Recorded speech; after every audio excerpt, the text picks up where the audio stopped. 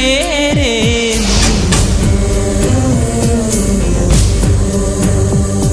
ఇది మనుషులు ఆడే ఆట అనుకుంటారే అంతా, ఆ దేవుడు ఆడే ఆట అని తెలిసేదెప్పుడంట.